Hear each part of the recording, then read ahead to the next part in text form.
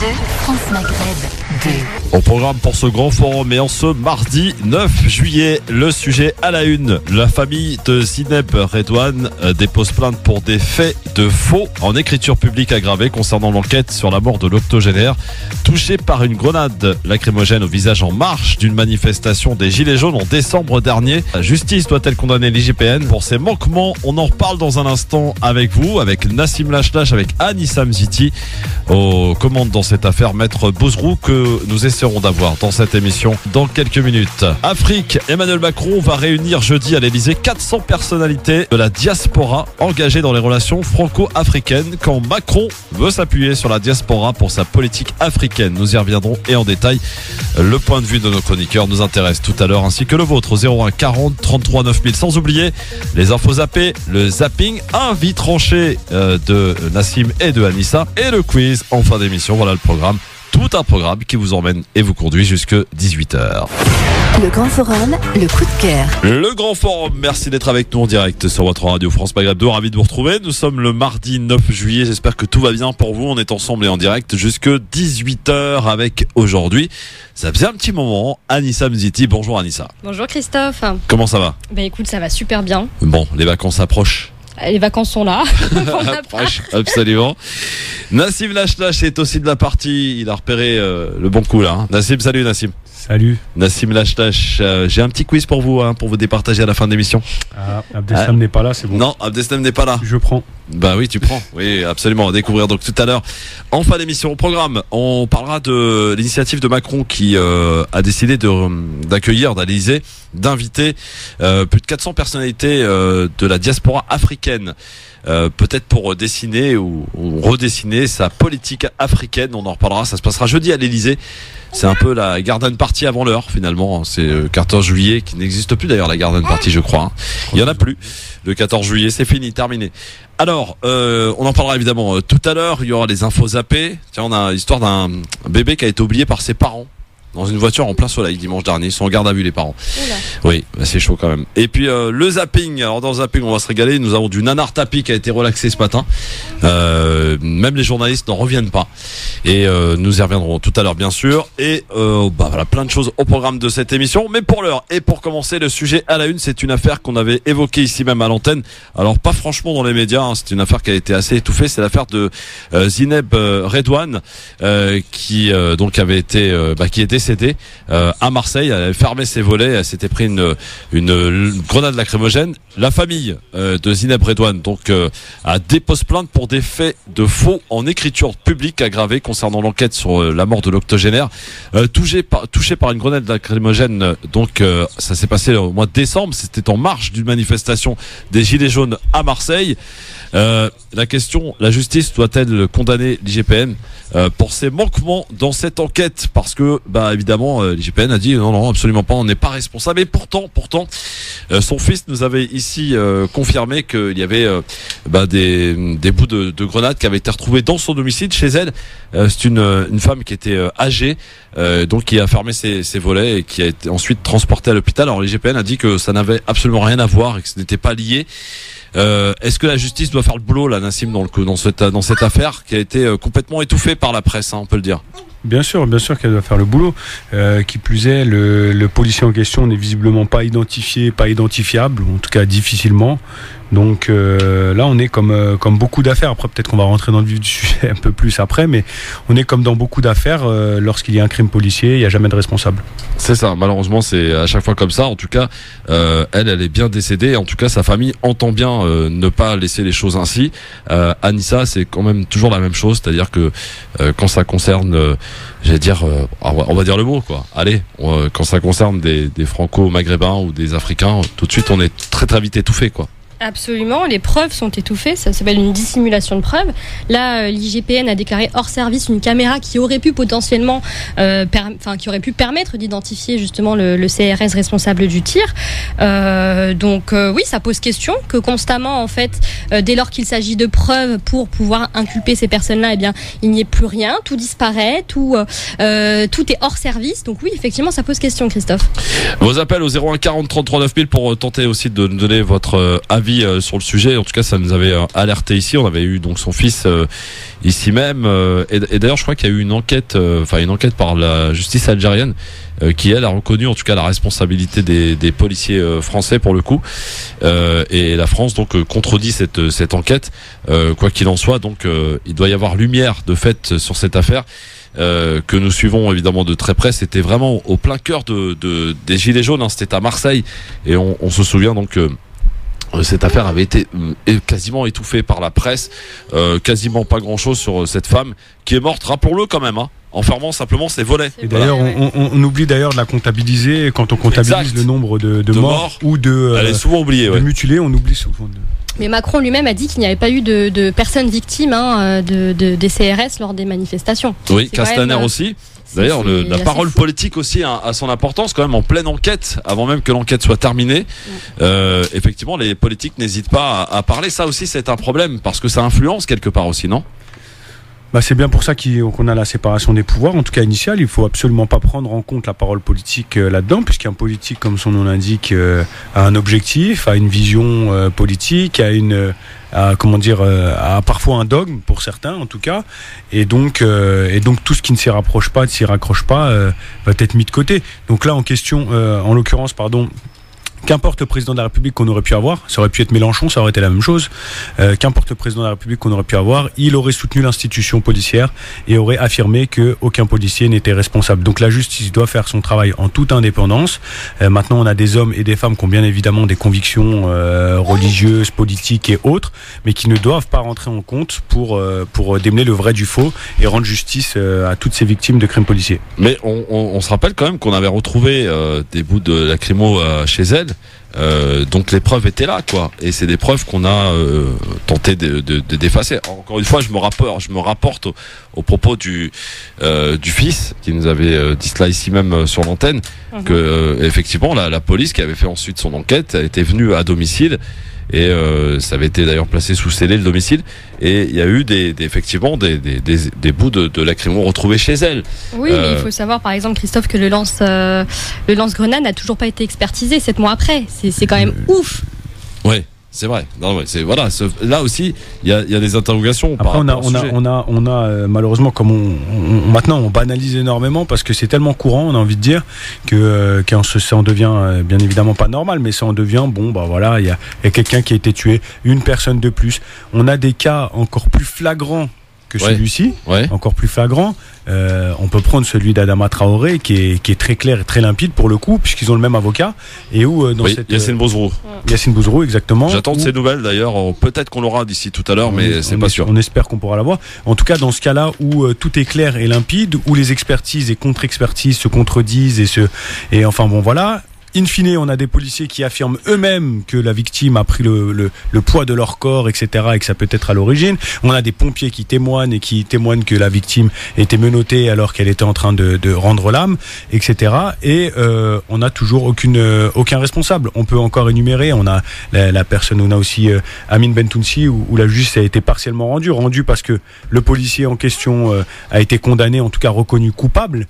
Mais bon, la peine qui est suivie. Voilà, le plus important, c'est que la famille puisse être aussi apaisée derrière et avoir le sentiment que la justice ait pu être rendue. Effectivement, et d'autant plus qu'il y a eu pas mal quand même de morts suite à des altercations avec la police. Je crois qu'en 2017, il y en a eu plus d'une vingtaine. C'est 17 exactement, si mon souvenir est bon. 17 familles qui sont encore dans l'attente effectivement d'une réparation, d'une reconnaissance en tout cas, qui n'arrive pas parce que évidemment quand on est face à la police, face à cette institution. D'ailleurs, j'hésite pas à comparer quand on est aussi face à une institution telle que le monde hospitalier. Quand il y a une erreur médicale, allez-y, accrochez-vous pour la faire reconnaître. C'est vraiment très très très compliqué. Et là encore une fois, voilà, ça touche quand on est victime effectivement d'une injustice. Qui plus est vient de la haute autorité, c'est-à-dire de la police, donc de l'État, c'est extrêmement compliqué d'avoir justice. Mais il peut y avoir parfois un lien, puisque dans les expertises, c'est des gens qui sont dans le domaine médical.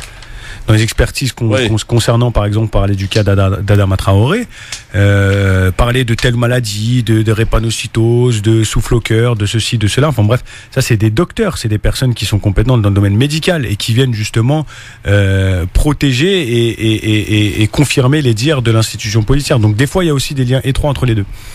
Alors c'est vrai qu'Anissa, par exemple, tiens, j'ai été assez effaré de voir. Alors Nassim, je pense que tu l'as vu, l'article qui titrait à propos de l'imam de Brest là. C'est bien fait pour lui, un truc comme ça.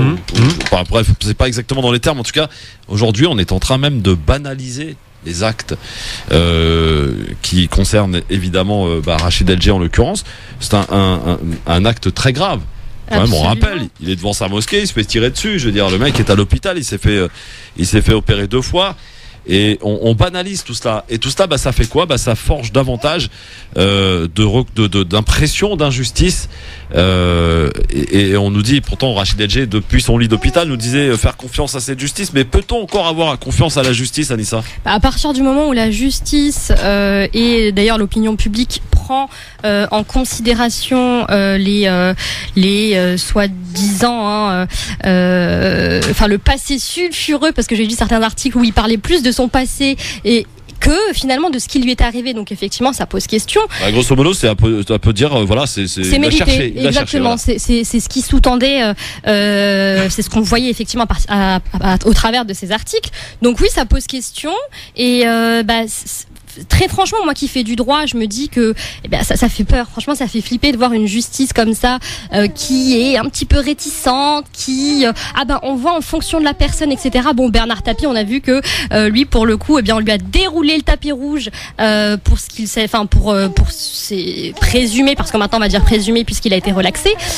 Pour autant, il y en a qui ne bénéficient pas de ce traitement en faveur de justice. On a aussi la comparaison très récente, puisqu'on en a parlé cette année, Christophe, sur l'antenne, d'Alain Finkielkraut qui s'est rendu dans une manifestation des Gilets jaunes et qui a été insulté. Et là, on en a fait tout un fromage. Hein. On en avait parlé, en tout cas, moi, mon avis était très clair. C'est vrai que les propos étaient violents, étaient virulents et tout ce qui s'était passé. Et pourtant, je n'apprécie absolument pas le personnage. Pour autant, il faut à un moment donné avoir une certaine honnêteté aussi, une certaine distance par rapport à la chose et se dire que c'est pas parce qu'il dit A qu'il a le droit d'être traité comme ça. Donc je veux dire, il faut être intraitable avec tous et toutes. Il faut être de la même manière. Je veux dire, il faut considérer les choses de la même manière et pas se dire que l'autre qui s'est fait tirer dessus quand même, donc on n'est pas juste à une petite insulte comme ça au coin d'une rue. Celui qui s'est fait tirer dessus, aujourd'hui on n'en parle plus, on n'en a rien à faire et personne ne va lui rendre visite ni hommage ni va être invité sur aucun plateau. Oui, ni aucun plateau et encore moins reçu par le ministre de l'Intérieur par exemple. Indépendamment de la personne qu'il a pu être. Puisque par contre les médias ont titré, je me souviens quand il avait fait des stages de citoyenneté, quelque chose dans ce genre là, je sais plus comment c'était formulé, il a changé de nom entre guillemets, enfin quand je dis a changé de nom, il avait un nom d'imam, je sais pas comment, il a repris son nom initial et donc il a fait des stages de citoyenneté. Ça par contre les médias aimaient ça, on titrait en gros que cette personne là était en train de revenir sur ses pas, se déradicaliser exactement. Mais donc on n'a pas considéré à l'heure actuelle, avec leur philosophie et leur pensée, on n'a pas considéré à l'heure actuelle que cette personne était, je mets des guillemets, déradicalisée, que donc c'était une personne dite, entre guillemets, encore une fois, lambda, et que donc c'était un imam lambda qui s'était fait tirer dessus, dit, encore une fois, je mets des guillemets, il y en a plein, mais parce qu'avec modéré. Voilà, on n'a pas considéré ça, c'est-à-dire que quelques mois plus tôt, c'était l'imam de Brest revient sur le droit chemin, et là aujourd'hui, c'est l'imam de Brest, voilà ce qu'il avait fait avant. Ouais, mais on a oublié que après j'ai pas de jugement de valeur sur le fait qu'il l'ait fait, qu'il l'ait pas fait, qu'il ait dit, qu'il l'ait pas dit. Chacun aura son opinion. Un être vivant, humain, pour ses convictions religieuses, s'est fait tirer dessus devant un lieu de culte. Et une deuxième personne qui a tenté de le protéger est aussi il faut pas l'oublier, absolument. Il faut pas l'oublier, ce monsieur est aussi dans des conditions très graves, puisque c'était un petit peu plus grave si j'avais suivi l'affaire, que c'était un peu plus grave que l'imam de Brest. Et donc par conséquent. Voilà. Comment fait-on, Anissa, pour redonner confiance à la justice aux gens qui peuvent éventuellement nous écouter, qui entendent toutes ces affaires ou qui, peut-être pour certains d'entre eux, les connaissent de près ou de loin quand on est victime d'une agression de la part de la police, une victime d'une injustice par rapport au corps médical, on a l'impression qu'on peut de toute façon avoir que tort. Absolument, là on verra effectivement ce qu'il en adviendra. En tout cas, on parle de circonstances aggravantes. Pourquoi ? Parce qu'à partir du moment où c'est une personne dépositaire de l'autorité publique qui dissimule des informations, des preuves, etc., c'est là qu'on parle de circonstances aggravantes. Et là, en l'espèce, il semblerait que ce soit le cas. Et que dire en fait, Christophe, à part on verra ce qu'il en adviendra, et puis en fonction de cela, effectivement, on peut comprendre aussi que des personnes soient absolument effarées et cette impression que cette justice, qui se doit par essence d'être juste et impartiale, ne remplit pas son rôle. En tout cas, la question, on vous la pose, messieurs, dames. Bon, elle est toute simple, en même temps. C'est la justice doit-elle condamner l'IGPN pour ses manquements dans cette enquête ? Vous nous appelez au 01 40 33 9000 pour évidemment nous donner votre point de vue, et on peut élargir bien sûr le sujet parce qu'il est global finalement. Et surtout, vous continuez de voter sur France Maghreb 2 sur Facebook. Vous êtes 94% à dire oui, quand même 6% qui disent non. Bon, d'accord. Sur Twitter aussi, le grand forum FM2 pour voter. Vous n'hésitez pas bien sûr à nous appeler. Tiens, j'ai peut-être quelque chose qui n'a rien à voir, mais il y a un journaliste quand même qui m'a fait plaisir. Alors j'ai perdu le nom, Nassim. C'est par rapport à ce qui s'est passé dimanche soir à l'issue du match de l'Algérie. Et ce journaliste se posait la question, mais alors on accepte, on tolère que les Franco-Portugais par exemple fêtent la victoire de leur équipe. Par contre, on n'accepte pas que l'Algérie, les Algériens sortent dans les rues pour fêter la victoire. Alors, je rappelle quand même qu'il y a eu quelques scènes peut-être qualifié de désolante parce que évidemment vous avez ces jeunes qui montent sur les bus, qui expriment leur joie un petit peu de manière un petit peu poussée quoi. Mais quoi, qu'est-ce qu'il y a de mal à fêter l'équipe de l'Algérie ? Moi j'ai vu sur Twitter par exemple, faudrait peut-être nous expliquer ce qu'ils sont. Ils sont algériens, ils sont français, s'ils se sentent vraiment algériens, qui retournent chez eux ou pas. Voilà, toute cette fachosphère qui s'exprime à claviers ouverts depuis dimanche. Il y a d'un côté les scènes de liesse qui sont, on va dire, qui ont été plus loin que la simple célébration. Christophe, effectivement, après oui, qu'on peut déplorer, mais comme toute célébration de nombreux matchs de foot, je veux dire, ça peut arriver souvent. Mais dans tous les cas, on peut que le déplorer et se dire que il faut faire autrement, il faut faire de la prévention, il faut faire attention. Bon voilà, ça c'est quand on a dit ça, on a rien dit. En tout cas, moi, ce que j'ai constaté, c'est que sur les chaînes d'information dit continue, de très grande qualité, Christophe. Oui, bien sûr, évidemment. Des confrères à toi. Sur ces chaînes, j'ai constaté, j'ai fait le constat dimanche. Et j'ai fait le constat hier soir encore avec le match de la Tunisie, qu'ils n'ont pas parlé de la victoire de l'Algérie. Je ne sais pas si on peut faire une corrélation entre les deux. Moi j'en fais une, entre celui de ne pas informer le plus grand nombre que l'Algérie avait gagné. Bon, je pense que beaucoup de gens l'ont compris et l'ont entendu. Ah ça ils l'ont entendu, oui. Mais voilà, en tout cas sur la question du Portugal, qui est effectivement l'un des pays qui se rapprocherait le plus. C'est la plus grosse communauté en France, européenne, européenne, absolument. Communautaire comme ils disent. Et voilà. Et donc c'est effectivement le Portugal. Et il y avait une blague qui circulait il y a quelques années, parce que c'est pas la première fois qu'on fait la comparaison entre les deux, qui disait imaginez que le même soir le Portugal et l'Algérie gagnent un match. C'est le bordel. Là. Ce serait voilà. Après bon, on va retourner la France. Là. Comparaison n'est pas raison, mais on constate forcément que dans ce pays, en France, dans notre pays, il est beaucoup moins dérangeant de célébrer un match, une victoire du Portugal qu'une victoire de l'Algérie, y compris si cela se passe mal, parce que les Portugais aussi, je ne veux pas faire de généralité, mais les supporters portugais, quand ils célèbrent, c'est aussi les motos, c'est aussi les roues, c'est aussi les voitures, c'est très similaire, il y a vraiment une grande similitude entre les deux. Si on peut mettre de côté quand même la casse, qui est quand même moins importante chez les supporters portugais. Après, c'est très difficile de l'évaluer comme ça. Moi, c'est un ressenti, ça vaut ce que ça vaut. Oui, effectivement. La casse ou la canne, en tout cas, ce qu'il en est, c'est il fallait que je la mette celle-là. Mais les supporters, en général, de toute façon, il faut le dire, il y a toujours des débordements. Mais il même pour l'équipe de France. Absolument, mais que ça dérange quand ce sont des binationaux franco-algériens. Mais Mehdi, quand même, notre cher Mehdi, qui est chroniqueur au LGF, nous faisait quand même remarquer, dans nos échanges informels, qu'il y avait eu quand même la Coupe du Monde féminine juste avant, et qu'on a déploré aucune dérive. Bon voilà, c'est. Non mais les femmes, c'est bien connu, sont plus sages. Non mais il y a pas des supportrices, il y a aussi des supporters, mais. Enfin après, la France n'a pas été en finale, la France n'a pas gagné. Non, c'est ça aussi, ça a peut-être aussi, fait un changement de paramètres. En tout cas, voilà, vous pouvez nous appeler. Jamel est avec nous. Salut Jamel. Salut, bonsoir à tout le monde. Bonsoir Jamel. Ouais, puis je voudrais d'abord commencer par dire à tous ceux-là qui partent au Bled, Maroc, Tunisie, Algérie, d'être prudents sur la route, parce que le trajet est long. Exactement, t'as bien raison. Et soyez très prudents, notamment, alors, parce que j'aime à le rappeler chaque année, soyez extrêmement prudents dans les comment ça s'appelle, les aires de repos en Espagne principalement, parce qu'il y a beaucoup d'agressions. Voilà. Donc essayez d'être prudents et de ne pas trop laisser la voiture toute seule. Et surtout ne rien mettre sur la plage arrière, les bouteilles d'eau, tout ce qui est lourd, ne rien mettre, parce qu'en cas de coup de frein, tout ce qui est à l'arrière passe à l'avant. Ah ouais, faut penser aux enfants, effectivement. Après, c'est bon conseil, cher Jamel. Qu'est-ce qui se passe? Bah moi, je voulais dire que à l'époque, j'étais jeune. Bon, je suis de la région lyonnaise. On était venus me voir pour demander d'aller faire la marche de l'égalité. En 83. Et des amis à moi ont été. Et ils avaient insisté à l'époque, et j'ai refusé. Parce que quand ils parlaient de l'égalité, déjà à l'époque, nous, la première génération, on savait que les jeux étaient pipés. La preuve, c'est avec le temps, comment ça se fait que tout cela, on a peut-être à la 3e ou 4e génération, ils ont le doute d'être français. Si la France n'est pas responsable de ce qui se passe. Voilà, moi je pense que si à chaque fois que l'Algérie joue, elle gagne ou elle perd un match, ils la supportent, c'est qu'il y a une raison. C'est que quelque part, il y a dans le système français, moi je parle système politique. Bon, je sais pas, Jamel, franchement, je sais pas s'il faut aller jusque-là.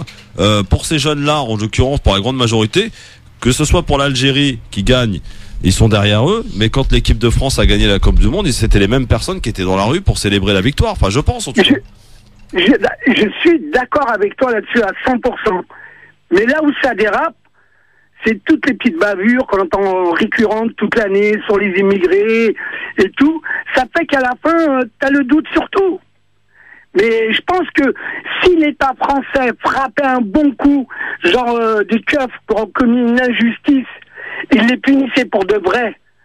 Je parle, écoute, j'ai été extolé, j'étais en prison quand j'étais jeune, comme je dirais pas tous les jeunes, mais moi c'est un autre combat. Nassib, t'as pas été en prison. Nassib, t'as pas été au HEPS. Il y a une chose dont je suis sûr, on n'est pas sur le même pied d'égalité. Oui. Après, ça c'est clair. Comment s'appelle Jamel, il s'appelle Jamel. Jamel, moi après pour répondre à votre question, après c'est un avis. Moi, je suis un peu plus jeune, je pense que vous, par rapport à ce que vous dites. Ce qui fait qu'aujourd'hui certains jeunes peuvent ne pas se considérer ou mal se considérer comme français. C'était bien la question, si j'ai bien compris, Christophe. Oui, c'est ça. Ouais. C'est tout ce dont on vient de parler avant. Par exemple, quand on prend le cas de cette dame qui est morte à Marseille et pour laquelle il n'y aura jamais de justice. Ça renvoie l'image ou l'idée selon laquelle on est des citoyens de seconde zone, par exemple. Mais ça, c'est au quotidien, c'est-à-dire c'est dans le travail, c'est dans le boulot, c'est dans le travail, c'est dans le logement, c'est dans la justice qui n'est pas équitable pour tous et toutes. Je pense que c'est ça malheureusement. Et quand vous dites frapper un grand coup, je suis d'accord avec vous, mais frapper un grand coup en termes d'égalité, en termes d'équité entre tous et toutes, c'est-à-dire qu'on soit noir, qu'on soit blanc, qu'on soit maghrébin, qu'il n'y ait pas d'a priori sur nous et qu'on soit considéré comme un et comme une seule personne. Et à partir de ce moment-là, peut-être que dans une ou deux générations, là, pour cette génération, c'est pas gagné. Hein. Oui. Non mais moi, par mon expérience du passé, je peux te dire que rien n'a changé. Ça s'est même aggravé. La preuve, en 2005, quand ça a pété, c'était que la répétition des émeutes des Minguettes. Et ils veulent pas le comprendre. Je crois que la politique qu'ils mènent, quelque part, elle dérape et ils veulent pas l'admettre. Je pense qu'ils le comprennent. Franchement, quand j'ai parlé à Macron, quand je lui ai parlé d'un souci, il m'a écouté. Mais bon, à lui tout seul, qu'est-ce que tu veux qu'il fasse ? Mais je pense qu'ils le savent très bien. Je pense qu'ils savent ce qu'ils font. Aujourd'hui, par exemple, les techniques de répression qui sont menées dans les quartiers ont été expérimentées en Algérie pendant la guerre d'Algérie, ni plus ni moins. Ils savent très bien où ils vont, ils savent très bien ce qu'ils font. Je veux dire, quand on en vient aujourd'hui à avoir des personnes de quartiers populaires, noirs ou arabes, excusez-moi du terme, mais qui se prennent des matraques dans les fesses et qui, avec 10 points de suture, on a l'impression qu'on est vraiment dans un cadre de colonisation et de guerre d'Algérie. Vous voyez, côté, peut-être que les propos que je dis, ils vont peut-être un peu fort, mais enfin, je rejoins ce que vous dites. Du coup, en termes de changement, il n'y a rien du tout, et c'est encore plus hypocrite, parce qu'à votre époque, peut-être, ou à celle de mon grand-père encore plus, c'était au culot, voilà, il y a des ratonnades, des fins du game, il n'y a pas de souci.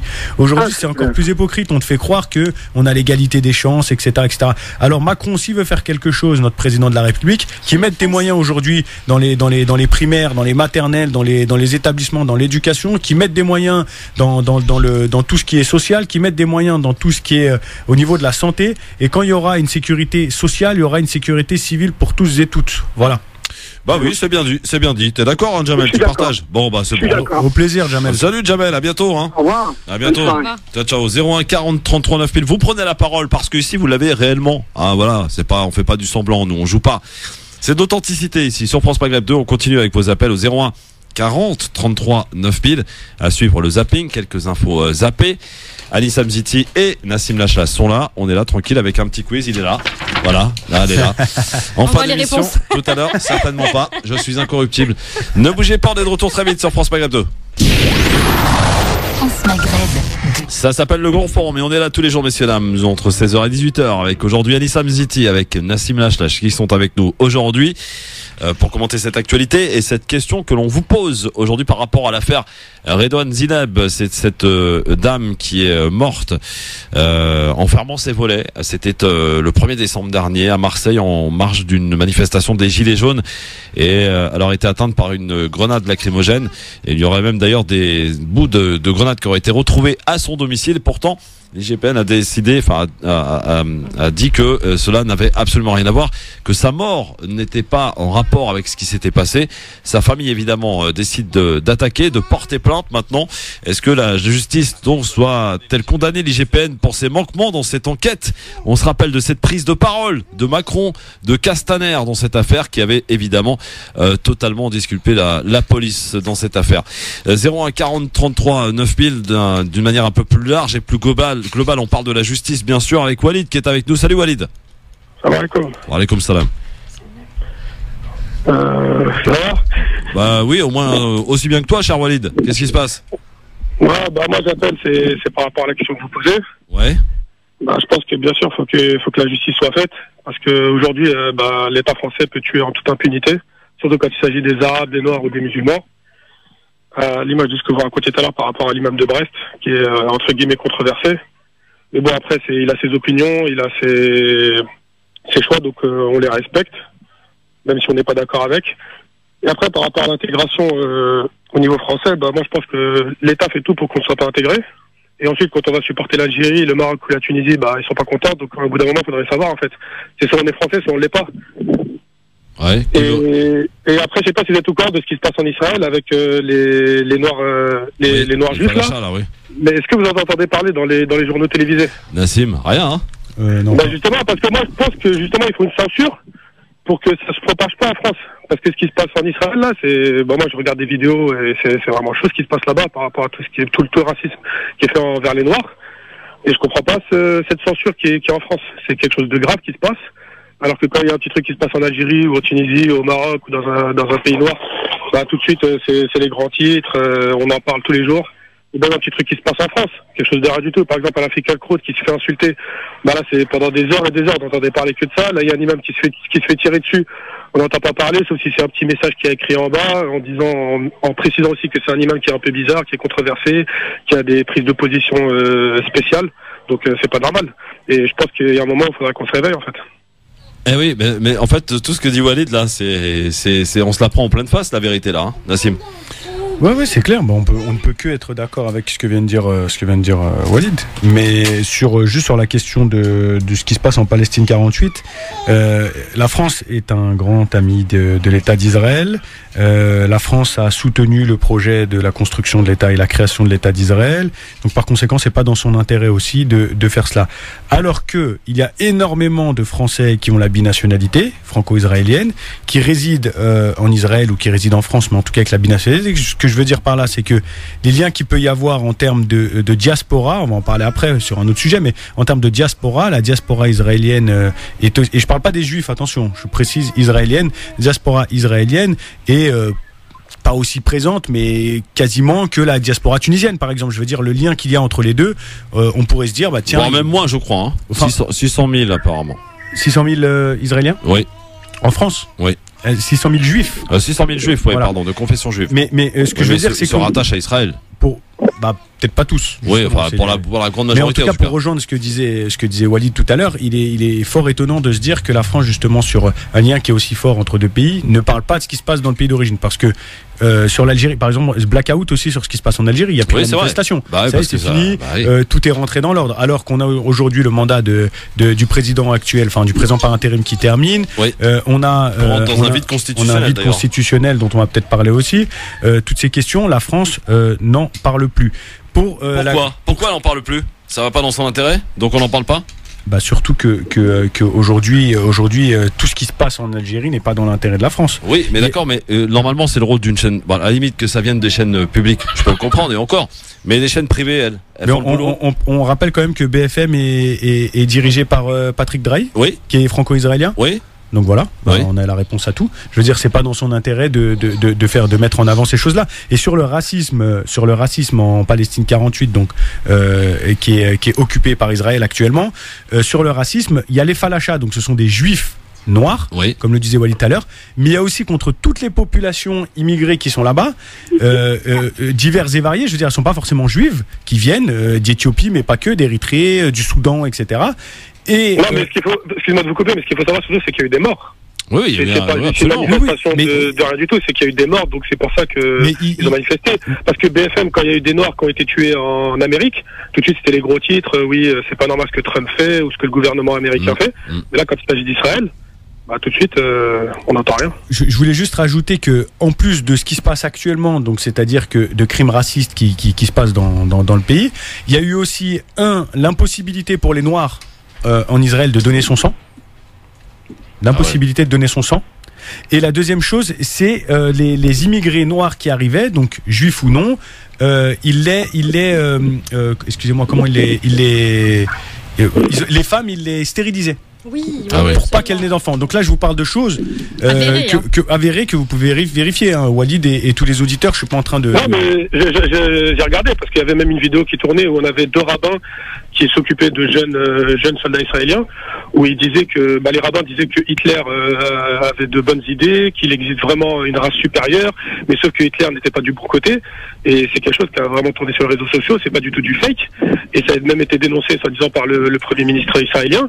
Mais moi je trouve ça vraiment choquant parce qu'en France il suffit qu'un imam dise que voilà, après voilà, c'est la religion, elle est comme ça, quelqu'un qui ne croit pas en Dieu c'est un mécréant, bah tout de suite comme par exemple l'imam de Brest, dans certaines vidéos il disait que voilà, bah écouter la musique c'était pas bien, que quelqu'un qui ne croyait pas en Dieu c'était un mécréant, et tout de suite on disait que ce qu'il disait c'était des propos radicaux. Il a été quand même en toute honnêteté un peu plus loin que ça quand même.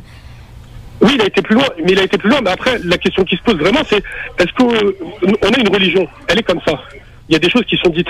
Est-ce qu'on a le droit de le dire ou pas, en fait? Pour moi, c'est ça la question. C'est aujourd'hui en France, est-ce qu'on a le droit de dire ce que Dieu ou le prophète a dit dans le Coran ou dans les hadiths? Oui, alors, c'est simple, en fait. On a le droit après, de le dire. On n'est pas obligé d'y adhérer, on n'est pas obligé d'y adhérer, mais on a le droit d'y croire, on a le droit de le penser, on a le droit de le dire.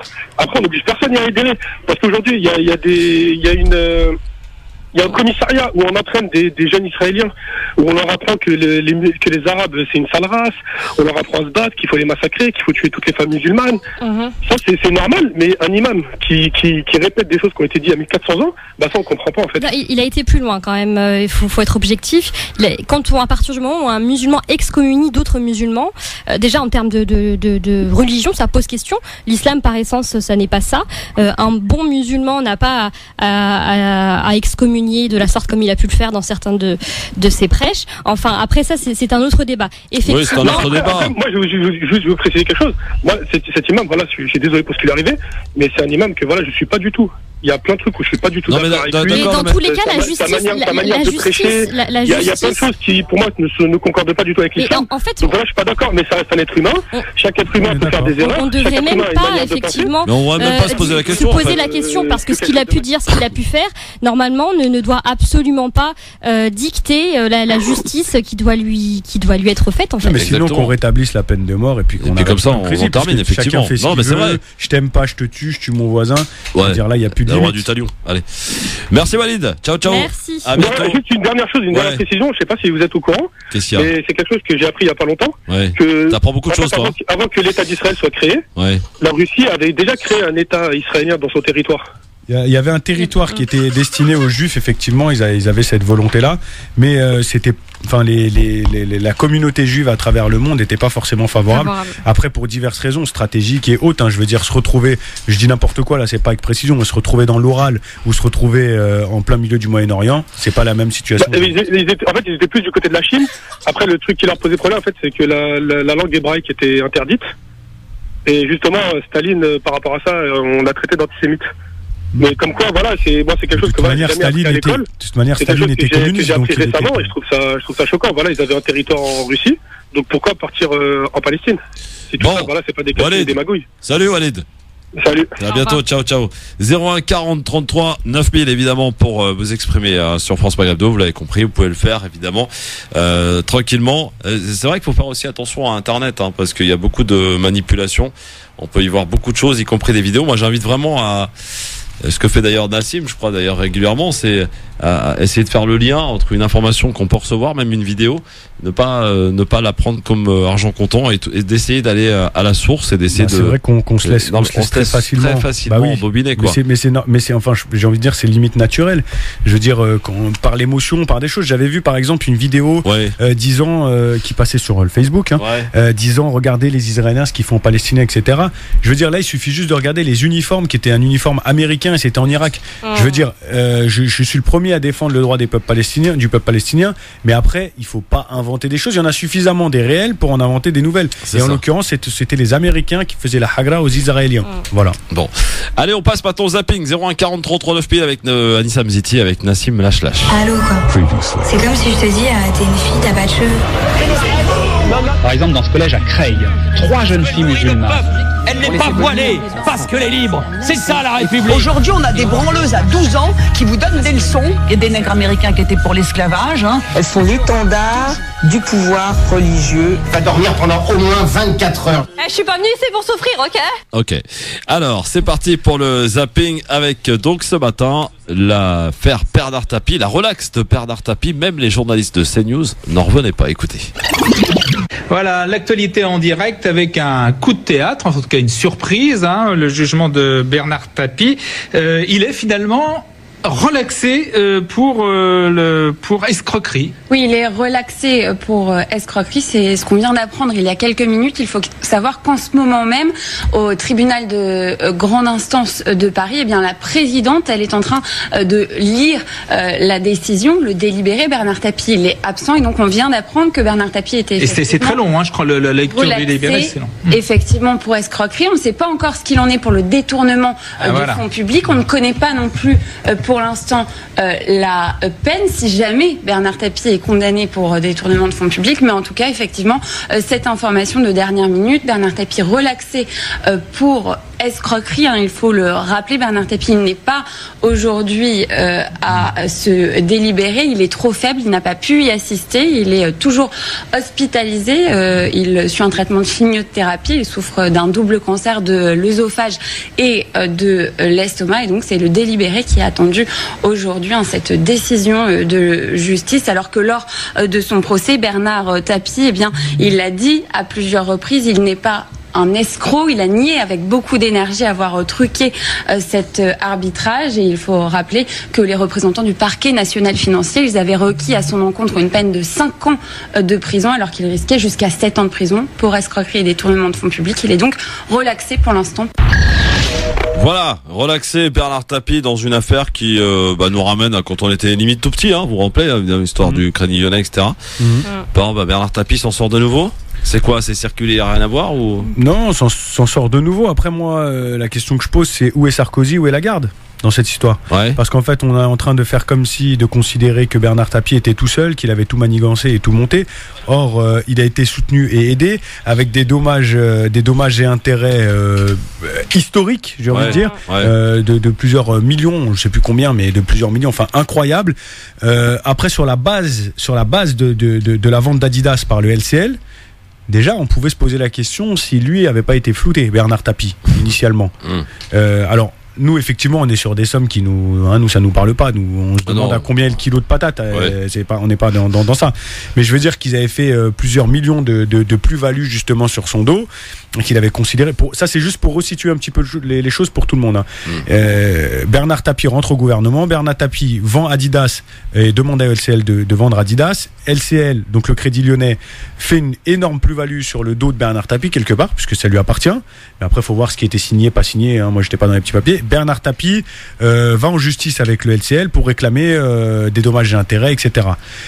En 2000, je me souviens plus l'année, Christophe, je sais plus si c'était l'année, mais en tout cas sous Sarkozy, 2007, entre 2007 et 2012, il y a un arbitrage qui est proposé et qui est tranché justement où le gouvernement, l'Élysée et Christine Lagarde, alors la ministre de l'époque, sur le sujet, pèse de tout son poids en faveur de Bernard Tapie, pas officiellement, officieusement. Oui. Et donc on se retrouve avec Bernard Tapie devant les tribunaux, avec l'un des juges arbitres qui visiblement connaissait, ou en tout cas il y avait une connivence. Ce juge-là aurait dû peut-être se mettre de côté et dire moi je ne peux pas arbitrer cela par souci d'éthique et de morale. Voilà, ça n'a pas été le cas. Donc c'était l'un des sujets qui concernait le délibéré d'aujourd'hui.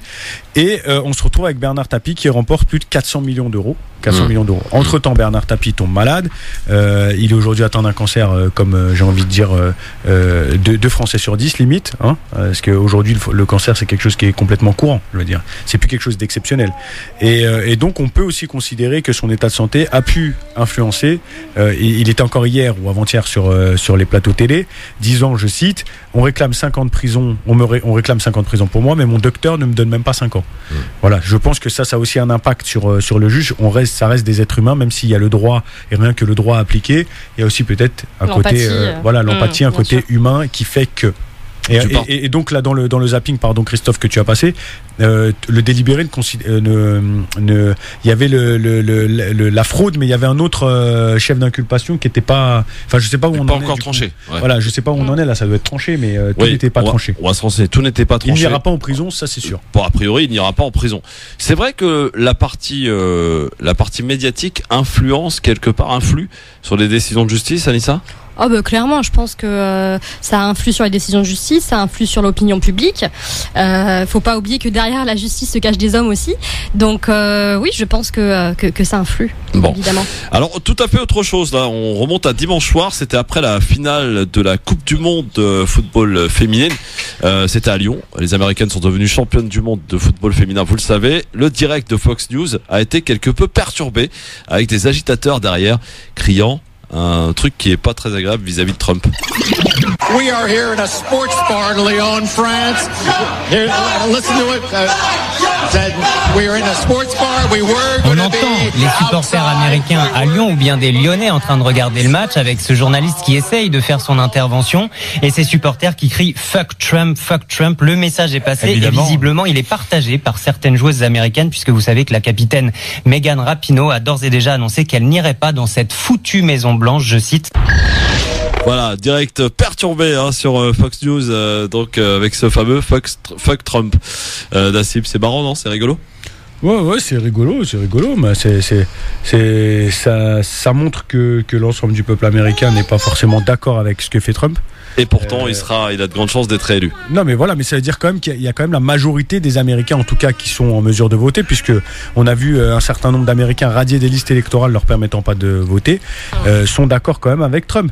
Donc moi, ce que je dis, c'est que les joueuses qui justement fuck Trump auraient pu aussi ne pas jouer et ne pas permettre cette victoire, puisqu'aujourd'hui c'est une victoire, c'est un avis, ça n'engage que moi bien évidemment, et ça permet aujourd'hui à ce ne sont pas les Américaines qui ont crié fuck Trump. Non, j'ai bien compris, voilà. Mais notamment Rapinoe, il n'y avait pas qu'elle, il y en avait d'autres qui étaient d'accord avec elle, et ils auraient très bien pu ne pas jouer, comme ça a été le cas pour une joueuse, t'en parlais l'autre jour, Anissa, je ne sais plus de quel pays nordique, je crois, une joueuse qui a refusé de jouer pour dénoncer le sexisme, alors que c'était une des meilleures joueuses de l'équipe, et voilà, et ne pas permettre aux Américains de remporter cette victoire et de faire briller Trump au niveau international. Oui, Anissa, t'avais pas l'air d'accord. Mais au contraire, je trouve que ça ne fait pas briller Trump au niveau international. L'idée, c'est de se dire qu'il n'y a pas le monopole justement des États-Unis au président des États-Unis, tout simplement. Je pense que les joueuses, en ayant joué comme elles l'ont fait et en ayant gagné, ont pu justement faire passer ce message, sensibiliser les femmes autour d'elles, notamment en dénonçant le sexisme, en dénonçant aussi les violences policières aux États-Unis.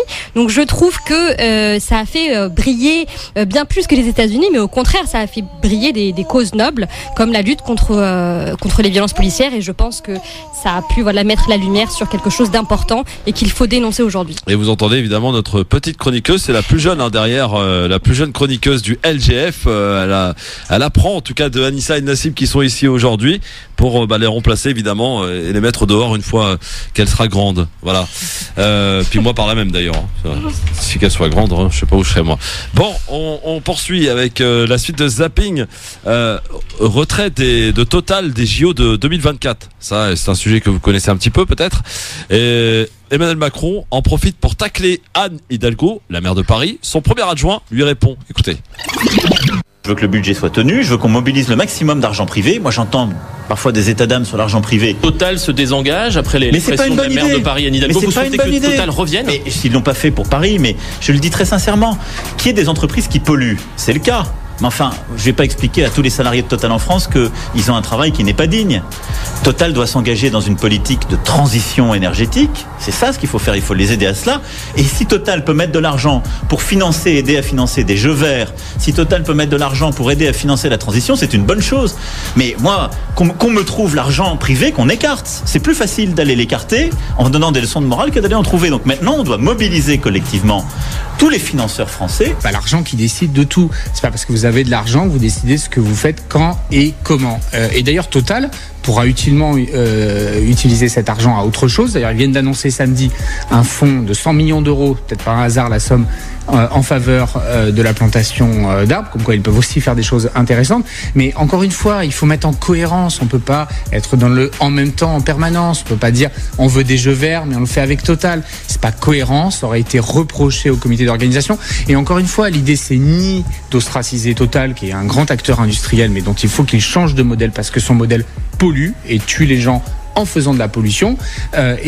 Pour cela, il y a des moyens de l'accompagner de façon positive, autrement que par le sponsoring des Jeux Olympiques. Total a considéré que lui-même se mettait dans une position embarrassante en finançant des Jeux verts. Et donc Total a décidé de se retirer, et ça s'est fait en bonne intelligence entre le président de Total et la maire de Paris lorsqu'ils en ont discuté. Et nous chercherons d'autres partenaires, et ça avance très bien. Alors sur ce sujet là, c'est très intéressant de voir que Macron dit ouais bon ok c'est gentil les leçons de morale machin truc, mais bon, et le premier adjoint il dit on peut pas avoir des jeux verts avec Total, c'est juste incohérent. Nassim, c'est quoi ta position? Ouais, d'accord. Non, mais j'ai envie de dire, non mais déjà ma position c'était à la base déjà les JO, tout pour Paris, tout pour l'hypercentralisation des choses, etc. Déjà les JO 2024, j'étais pas forcément favorable à Paris parce que derrière il y a des conséquences très graves, notamment la gentrification. On vire un certain nombre de personnes depuis longtemps maintenant. On commence à construire au détriment des populations. On développe aussi, non ? On développe, en tout cas ça c'est l'argument. Le transport par exemple. Mais ça c'est l'argument qui est présenté, mais on développe pourquoi ? On développe pour que le truc olympique rejoigne machin, que la défense... On va se baigner dans la Seine en 2004 il paraît. En tout cas, oui, à ce qui paraît, en tout cas avec un crocodile. Et en tout cas ce qui est sûr c'est qu'aujourd'hui la ville où j'habite, Fontenay, est à 15 minutes de Créteil en voiture et à presque 1h30 en transport, et que je dois repasser par Paris pour aller en banlieue. Ce sera peut-être plus le cas avec le super métro. Oui, c'est ce qu'ils disent, mais encore une fois moi je parle de ce que je connais, je parle de ma ville que je connais très bien. On est censé avoir le métro 1, la ligne 15 ainsi que le T1 du tramway. Aujourd'hui, aucun tracé n'est validé, aucun financement n'est validé. Donc et justement à cause des JO, c'est-à-dire qu'on met de côté les populations qui vivent au quotidien et tous les jours, tout au long de l'année et pendant plusieurs années pour un mois de JO et pour kiffer un peu, être le centre du monde. Donc ça c'est sur la partie JO. Sur la partie JO vert, Anne Hidalgo pour moi elle joue un jeu dangereux parce qu'à un moment donné, pourquoi voter pour la copie ? On va voter pour les verts en 2020. Pourquoi voter pour Anne Hidalgo ? On va voter pour les verts si on veut voter pour les verts. Ça va faire plaisir à Philippe et à Sabrina ça. Oui, si ça leur fait plaisir, c'est cool, je suis très content pour eux. Mais en tout cas, voilà, pourquoi voter pour une pâle copie? Je veux dire, quelqu'un qui inaugure des esplanades Jérusalem, qui inaugure Tel Aviv plage, qui inaugure... Je veux dire, c'est cette personne-là à qui on veut faire confiance, cette personne qui a tant d'éthique en termes d'écologie, mais qui a si peu d'éthique en termes humains et en termes de respect des... Donc Macron a raison alors? Non, et donc sur le côté de Macron, c'est vrai que voilà, nous on reste chroniqueurs, c'est pas nous qui sommes décisionnaires, on n'est pas élus dans ni président de la République ni maire de Paris. Mais là où Macron a tort aussi, est-ce que moi je comprends quand même le premier adjoint et ce qu'il dit, c'est-à-dire d'un côté on parle de JO vert, c'est incohérent. Alors, pour une fois, il y a une certaine cohérence. Et c'est juste JO vert avec Total, c'est incohérent. Ah bah oui, non, mais d'accord, je suis d'accord. Oui, c'est incohérent. C'est à l'image de la politique française actuelle. C'est totalement incohérent, comme qui dirait. Mais Macron, par contre, lui, Total, il leur donne tout. Il leur donne tout. J'écoutais Jadot hier justement qui s'exprimait sur cette question, député européen, et qui disait et qui donnait un certain nombre d'exemples, qui listait les exemples qu'on pourra même partager sur la page de... Toi, on va te retrouver chez l'écologie et les Verts bientôt, toi. Je le sens. Non, pas du tout. Non, mais y a pas de mal, hein. Non, parce que sur d'autres sujets, ça va pas. Mais en tout cas, sur ces questions-là, je veux dire, je vois pas trop l'intérêt. Aujourd'hui, la maire de Paris est en train, elle a fermé les berges. Elle veut limite mettre le périphérique à 50 km/h. Voilà, mais comment on fait nous pour aller travailler? Voilà, c'est ça. Comment on fait pour traverser les Paris, etc. Voilà, ils pensent qu'à eux dans leur petit îlot vert, dans leur petit îlot de Parisiens bobos qui pensent qu'à manger bio. Et en fait, tout le reste de l'Île-de-France, sauf que aujourd'hui, c'est la banlieue qui fait vivre Paris. C'est la banlieue qui fait vivre Paris et qui travaille pour Paris. Et ils boivent pas de coca, eux. Qui donc? Ces gens-là. Anissa, sur ce que dit Nassim là. Je rejoins totalement ce qu'il dit là pour le coup. Pour le coup. Totalement, bah oui, c'est le jeu de mots quand même. Joli. Non mais total, bon. Est-ce qu'il faut être, est-ce que Macron est dans le en même temps en permanence finalement? Il essaie d'être dans la conciliation, et je pense que c'est ce qui caractérise justement son manque de cohérence. Le fait de vouloir plaire à tout le monde et puis de faire des petites concessions par-ci par-là, et bien du coup ça donne un parcours. Est-ce que c'est pas la difficulté de son métier, enfin de son poste justement, d'essayer de faire plaisir à un maximum? Ah mais quand on dit A la veille et B le lendemain, ça pose question quand même. Christophe, en fait, Macron a été porté par ces gens-là. Il a été porté par Total, il a été porté par les banques, par la banque Rothschild, par toutes les banques, par tous les médias, etc. Il a été porté par ces gens. C'est grâce à lui qu'il a été au pouvoir.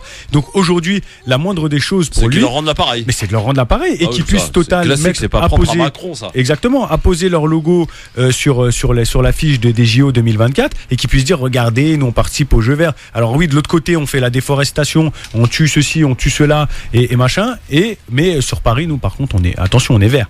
Voilà. On est très vert. Et on pourra en parler peut-être dans la question de la diaspora, d'ailleurs sur ce sujet-là, on pourra parler de toutes ces questions. Oui, on en parlera dans un instant, puisque Macron justement a invité à l'Élysée 400 personnalités de la diaspora africaine, franco-africaine, peut-être pour redessiner ou en tout cas éclaircir sa politique africaine, ce qui nous sera l'occasion peut-être de parler aussi un petit peu de l'Algérie, parce que tu le disais si bien Nassim aujourd'hui, c'est la fin officielle du mandat du président par intérim, le président par intérim Abdelkader Ben Salah en Algérie. On entrerait dans un vide constitutionnel. Est-ce que c'est bon pour l'Algérie? Tout cela, on en reparle avec vous au 01 40 33 9000. Il y aura bien évidemment le journal de la CAN avec la Tunisie qui s'est qualifiée hier dans la douleur, dans la difficulté. Mais on peut dire qu'Alain Giresse a eu le nez fin quand même en changeant le gardien. Et puis qu'est-ce qu'il y a d'autre? C'est déjà pas mal. On est là en tout cas avec Nassim Lachlache et Anissa Mziti et vos appels au 01 40 33 9000. Si on terminera notre zapping avec attention vous automobilistes qui consommez du téléphone, je sais que Nassim en fait partie. Attention, ça va vous coûter votre permis peut-être bientôt. Ça risque de changer et ça va se durcir. Oui, prudence. France Maghreb 2, France Maghreb 2. Merci d'être avec nous en direct sur France Maghreb 2. J'ai une petite faim du coup. Parler de manger, voilà. En antenne, ça parlait de Rollo Macron, de semaine, fait un talché. Bon, voilà, si ma femme m'écoute. Voilà. Bon, alors, on termine notre zapping évidemment avec téléphoner au volant pourrait bientôt vous coûter votre permis. Explication avec la rédaction de CNews. Ce geste pourrait vous coûter très cher, encore plus cher qu'aujourd'hui. Un appel, un texto ou un coup d'œil à une application de guidage. Si vous commettez en même temps une autre infraction au code de la route, la suspension provisoire de permis vous pendra bientôt au nez. Dans la rue, les réactions sont mitigées. Je trouve que c'est complètement normal et très souvent, quand je conduisais 50 000 km par an, je me faisais des frayeurs absolument dingue. Effectivement, de faire plusieurs choses en même temps, c'est pas très rassurant. Je pense que c'est pas comme ça qu'on règle le problème. En fait, les gens vont conduire sans permis, ils vont pas rester sur le bord de la route, et ils sont très très nombreux à le faire. Actuellement, 70% des automobilistes avouent consulter leur téléphone alors qu'ils conduisent. Pourtant, le portable est impliqué dans 1 accident sur 10. Alors pour frapper les mentalités, la mesure est volontairement punitive. Mais certains professionnels du code de la route auraient souhaité plus de prévention, un peu moins de répression. Quand les journalistes, si elles pouvaient un peu se réveiller, parce qu'on n'est pas en train de parler de mort. Nassim, à la barre, téléphone au volant. Ouais. Ça m'arrive. Tu reconnais? Ça m'arrive. Mais tu reconnais que c'est dangereux? Ah oui. Ouais. Non, par contre, c'est une. Tu t'es fait quelques frayeurs avec le téléphone au volant, franchement? Ouais, mais j'ai déjà fait même un accrochage. Ah ouais? Ouais. Tu sais, quelqu'un, ça ralentit, la circulation a ralenti, j'avais les yeux sur. Donc c'est. Non, franchement, honnêtement, c'est. En pensant collectif, hein, d'accord? Je trouve que c'est une très bonne mesure. Ah oui? Anissa, téléphone au volant, toi aussi? Alors moi, absolument pas. Ah ouais? Mon mari qui m'a fait bien des frayeurs, c'est vraiment, moi, ça me fait très peur. Je t'avoue que donc même. quand ton téléphone à Anissa, quand elle ne répond pas, elle est au volant? Oui, quand je réponds pas tout court, c'est déjà je suis pas très proche de mon téléphone. Oui. Donc non, mais vraiment même pour regarder le GPS et tout, très franchement, j'essaie d'éviter au maximum. Il y a la question du GPS quoi, oui, c'est vrai que il y a juste ce truc là. Après je pense que c'est bien là ce qu'ils disent les professionnels de l'automobile, plus de prévention. Je pense que la prévention ça y est, elle est faite, on a des spots publicitaires etc. qui sont faits. Faut à un moment donné faut finir, faut dire c'est quoi l'objectif, on va vers ça, après on va se débrouiller pour trouver des. Mais c'est vrai que alors on peut le voir aussi par exemple dans les transports en commun. Moi je le vois, les gens marchent avec leur téléphone sans regarder autour. Ouais. Et puis alors c'est pas rare qu'il y a une personne qui va te rentrer dedans, tu vois. Pourtant elle voit bien, elle est pas aveugle, mais elle te rentre dedans. Et te dit excusez-moi parce qu'elle était en fait sur son portable. Et aujourd'hui on est tous sur notre portable. Combien de personnes sont au volant là, peut-être même en ce moment ils nous écoutent et puis il reçoit un SMS. Il faut que je réponde tout de suite. On n'attend même pas d'être au feu, on répond, mais en même temps on fait gaffe à la route. Et puis voilà, c'est comme ça que se passe et arrive un accident sur 2. Donc laissez tomber votre téléphone, ça peut attendre, il n'y a rien d'urgent. Et le fait aussi des fameux trucs là, les kits main libre, c'est bon ça aussi ou pas, Nassim, franchement? C'est interdit. Ouais, c'est interdit. C'est interdit au volant, oui, c'est interdit. La seule chose qui est autorisée maintenant, et encore, il y a des dispositifs dans la voiture pour répondre au téléphone. Donc directement, dans les baffes de la voiture, t'as le son, etc. Bon, ça, à la limite, ça peut aller, mais de toute façon, t'es obligé de faire une manipulation pour répondre, c'est-à-dire que t'es obligé de toucher soit le volant, mais ça aussi, ça peut te déconcentrer. Par exemple, ta femme pour te dire qu'elle t'appelle pour te dire qu'elle te fait pas à manger, ça t'énerve. Ça peut te déconcentrer, mais dans ces cas-là, on peut aussi supprimer la radio, par contre. Tu vois, parce que c'est vrai qu'on peut écouter le grand forum, on peut être agacé de temps en temps. Effectivement, j'avoue. On essaie quand même de vous épargner. Bon, en tout cas, prudence, en tout cas, éviter le téléphone au volant, franchement, c'est pas bon. Voilà, c'est pas bon du tout, et puis ça déconcentre, et puis ça occasionne des accidents. Et donc forcément ça occasionne des ennuis dont on pourrait se passer évidemment. Allez, tout de suite le journal de la CAN dans un instant. On parle de l'Algérie et on parle de Macron aussi qui invite 400 personnalités. Ça se passe à l'Élysée, c'est jeudi et ce sont tous des franco-africains. Il entend redessiner sa politique africaine, peut-être. Le journal de la CAN de ce mardi 9 juillet avec un match de football entre le Mali et la Côte d'Ivoire. Ça se joue à 11 contre 11 et à la fin c'est la Côte d'Ivoire qui gagne. Et parce que pour le Mali, la malédiction continue, se poursuit. Le Mali qui n'a jamais battu son voisin du Sud à la CAN. À Suez, les Aigles étaient pourtant les plus forts, mais ils ont subi l'expérience et le réalisme des éléphants. Vainqueur 1-0 grâce à Wilfried Zaha et qualifié pour les quarts de finale. La Côte d'Ivoire devra élever son niveau de jeu pour défier l'Algérie jeudi. Autre qualifié pour les quarts de finale hier soir, la Tunisie. Comme le Bénin, les Tunisiens n'ont toujours pas gagné de match dans ce tournoi, mais ils s'accrochent et ils n'en perdent pas non plus. Et hier soir, au bout de la séance de tir au but, ils ont sorti le Ghana. Il y avait 1-1 à l'issue de la prolongation. Une fin de match marquée par ce coup de poker tenté et réussi par le sélectionneur de la Tunisie, Alain Giresse. 1 minute avant la fin de la prolongation et le début de la séance de tir au but, Alain Giresse, le sélectionneur français, les Aigles, a changé de gardien.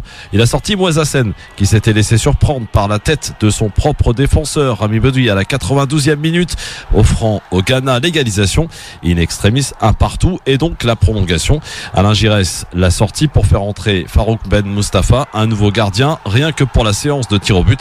Paris gagné Farouk Ben Mustafa a détourné la frappe de Khaled Ekouban. La Tunisie s'est imposée 5 tirs au but à 4. Alain Giresse. Dans cet exercice, Farouk Ben Mustafa a des atouts. C'était un pari, on ne savait pas s'il allait être réussi. Autre inspiration, l'entrée en jeu à la 68e minute de Wabi Kazri, l'attaquant de Saint-Etienne. Il a bonifié le jeu de son équipe dès ses premiers ballons.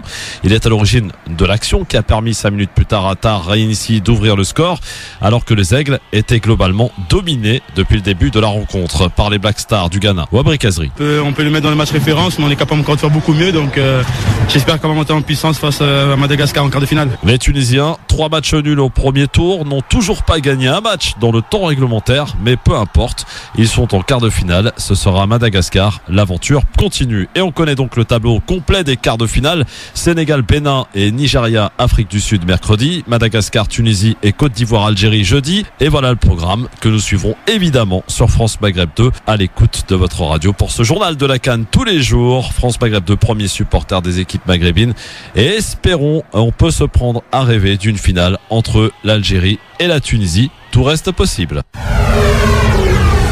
France Maghreb 2, France Maghreb. Alors Nassim hier me dit surtout tu ne parles pas de la Tunisie demain. Pourquoi? Non, parce que c'est... Bon, non, après on parle football, hein, qu'on commence pas à polémiquer. C'est pas une équipe non plus qui est en train de nous faire rêver dans la CAN. Voilà, on est content parce qu'on a une certaine solidarité maghrébine, etc. Bon voilà. Et puis le boss. Tunisien, vous entendez, hein, c'est Nassim Lachlachi, s'appelle. Et puis le boss ici aussi, est tunisien. Non, blague à part. Non, j'aime bien l'équipe de Tunisie. J'attendais quelque chose de plus impressionnant cette part-là, de la part de la Tunisie, mais c'était pas, voilà, faire que des matchs nuls. Ça te rappelle pas le Portugal en 2016? Bien évidemment, ça rappelle le Portugal qui devient champion in fine. Qui gagne la France en finale. Ah ouais, il manquerait plus qui remporte la coupe. Ce sera voilà, c'est pas très joli. Voilà, c'est ça que je veux dire. Footballistiquement parlant, je pense que le Maroc nous a fait beaucoup plus rêver. J'étais déçu de la défaite du Maroc. Là, la Tunisie, si elle était sortie hier, bon voilà. Mais bon, j'espère qu'elle fera un très bon match. Je les soutiendrai quand même et je les supporterai lors du prochain match. Est-ce que une finale Algérie-Tunisie, ça te ferait rêver? Pas du tout. Pas du tout? Non. Pourquoi? Non, ça me fera pas rêver particulièrement. Algérie-Sénégal peut-être, avec une revanche, quelque chose comme ça, mais une Algérie-Tunisie, non, pas particulièrement. Anissa, dis-moi. Bah écoute, moi je suis pas une fan de foot, hein, donc que même le football féminin. Quoique j'ai plus suivi le football féminin, figure-toi, mais pour la symbolique, quoi, parce que effectivement c'est pas très suivi, etc. Encore que cette année ça a été quand même pas mal suivi, mais sinon ça m'est un peu égal, hein, très franchement. Bon. Très bien. En tout cas, le tableau des quarts de finale, vous l'avez entendu, on va suivre ça de très près. Ça sera jeudi à 18h pour Algérie,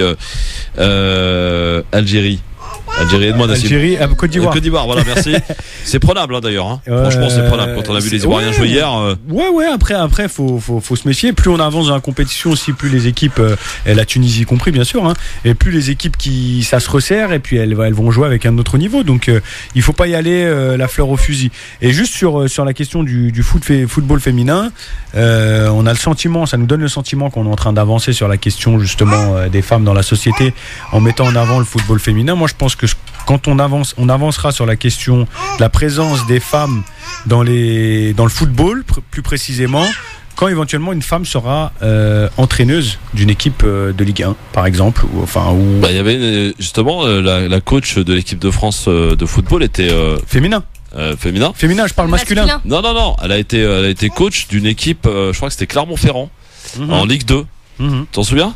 Non, mais ça reste des équipes de Ligue 2 justement. Je parle vraiment du plus haut niveau et de se dire qu'en fait une femme peut avoir les mêmes compétences sur cette question-là qu'un homme, c'est tout. Aujourd'hui, on a des femmes qui commentent depuis Estelle Denis à l'époque, qui était l'une des premières. Ah ouais, la journaliste, ouais. Aujourd'hui, on a des femmes qui connaissent le football. La compagne de Raymond, comment ça s'appelle? Domenech, qui a osé demander en mariage. Il a même pas répondu à son invitation à se marier. Ah non, ouais. Bon.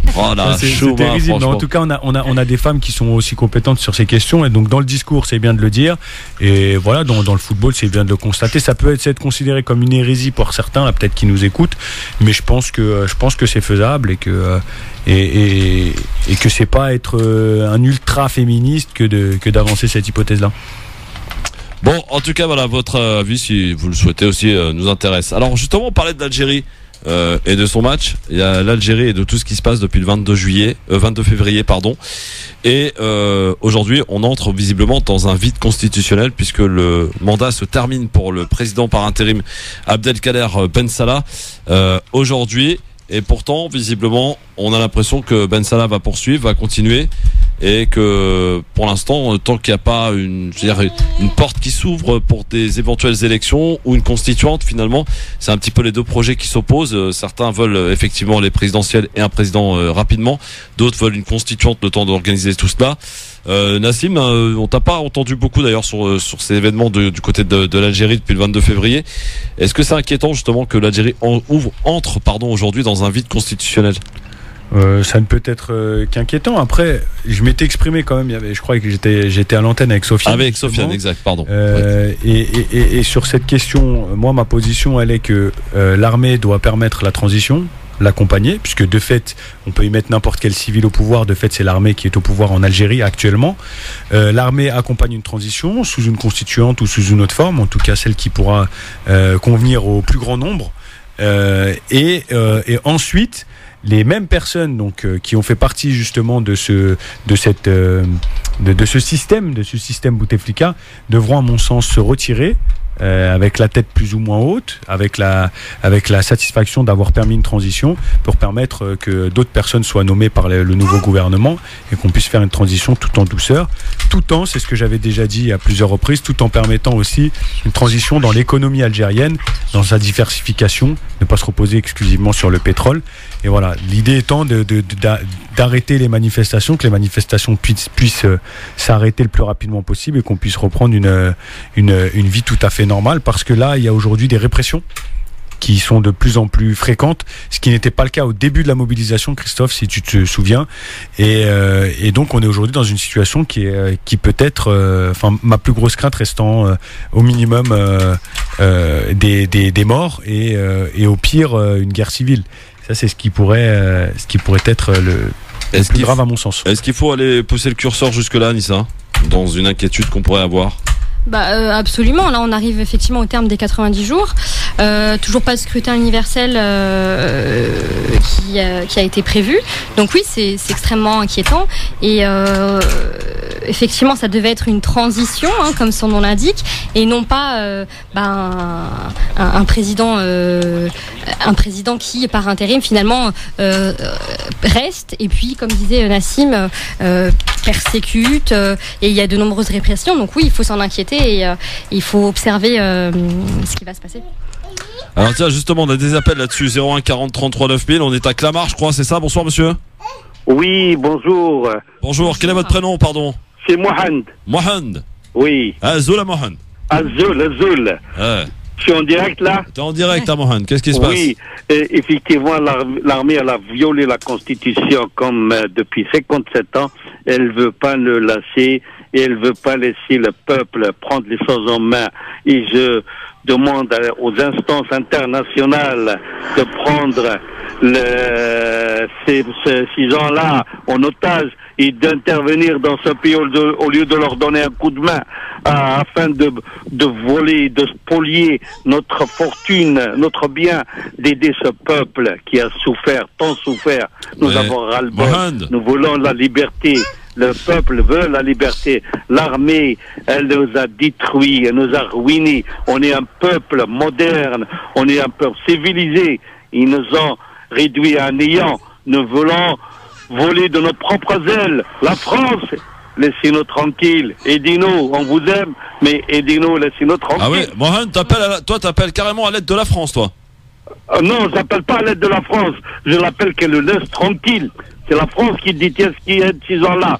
Elle les soutient et elle leur donne un coup de main, pas un coup de pied. Et je veux bien qu'elle leur donne un coup de pied. Ils sont ici 6 ans en France, ils ont l'asile. Khaled Nazan, normalement, il devait être passé au tribunal international. Au lieu de l'arrêter là, il doit être condamné à vie. Il y en a marre, il y en a ras-le-bol. Arrêtez, payer des droits. Je ne vais pas appeler à la France. La France, elle doit faire appel à nous normalement, mais qu'elle arrête de soutenir ces gens-là. Voilà. Merci Mohan. Il est en colère, Mohan, non? Nassim. Il a tout à fait raison. Hein. Il parle de prise d'otage, mais là, la prise d'otage, c'est l'armée qui a pris en otage justement la démocratie. Le peuple algérien peut disposer et doit disposer de lui-même. Et donc, effectivement, je comprends sa colère et je pense que tous les Franco-Algériens et tous les Algériens demandent à ce que leur volonté soit exprimée dans les urnes. Nassim, tu vas dans le sens de Mohand, qui est quand même assez violent quand même. Bah, il y en a beaucoup qui pensent comme Mohand. Hein. Il est pas isolé non plus. La position de la France aujourd'hui qui est plus qu'ambiguë quand même, puisqu'on en parlait tout à l'heure, Christophe.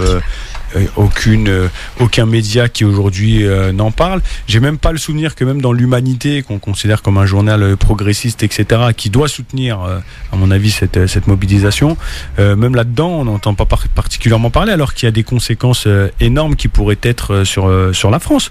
Je veux dire, il suffit qu'il y ait des accords passés qui soient rompus, un certain nombre de choses, je veux dire, des accords autour des accords stratégiques pour la France. Et ça pourrait avoir des conséquences pour la France. Donc en sous-main, je suis sûr et certain qu'ils s'intéressent énormément à ce qui se passe, mais bizarrement, on n'en entend pas parler dans nos médias. Et voilà, donc c'est à se poser la question quand même de l'implication de la France dans tout cela et quel jeu elle joue.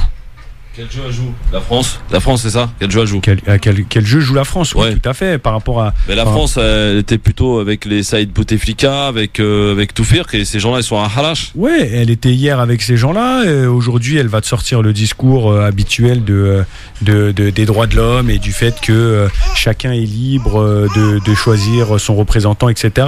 Par contre, on pourra rappeler quand même que au Venezuela, la France n'a pas respecté cette position puisqu'elle a soutenu l'opposant à Maduro. En Palestine, quand le Hamas a gagné, la France a aussi condamné cette victoire du Hamas et a soutenu l'autorité palestinienne. Donc c'est quand elle veut que la France soutient tel ou tel parti. La France ne soutient qu'un parti, c'est son parti et c'est ses intérêts à elle.